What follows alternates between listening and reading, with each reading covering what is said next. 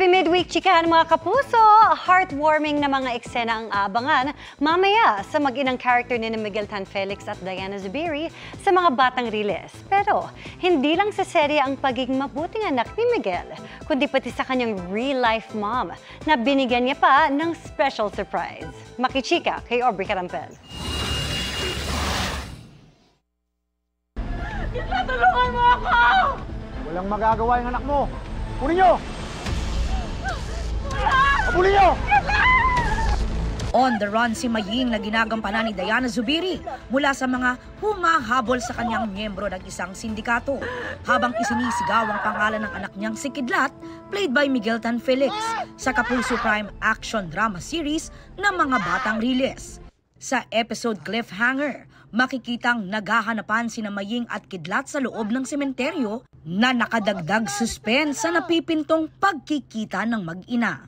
Para sa akin maganda rin yung location kasi parang mas malaki yung chances na hindi kayo magkita dahil ang daming pasikot-sikot sa sementeryo. At the same time, gabi medyo nakakatakot din.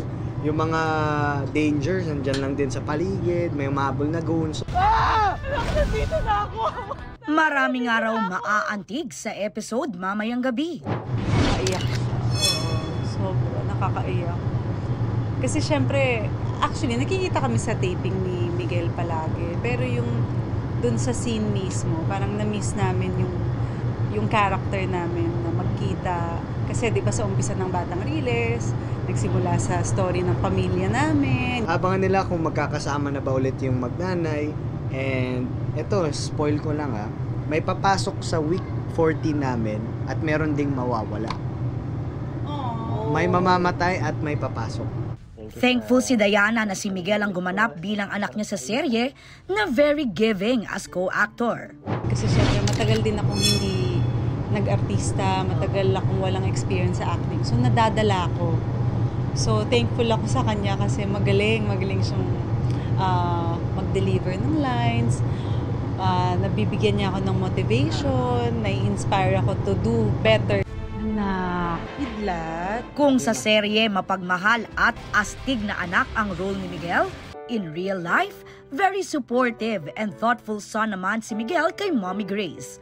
Recently, sinorpresa ni Miguel ang kanyang mommy na inisipan niya ng business. Actually, Mami, eto, nag-video kami kasi surprise, kasi gumawa ako ng business mo. Huh?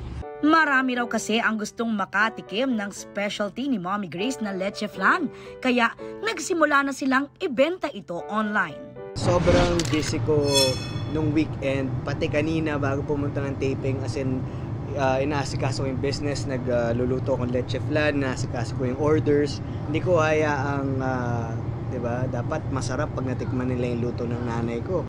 Aubrey Carampel, updated sa Showbiz Happenings.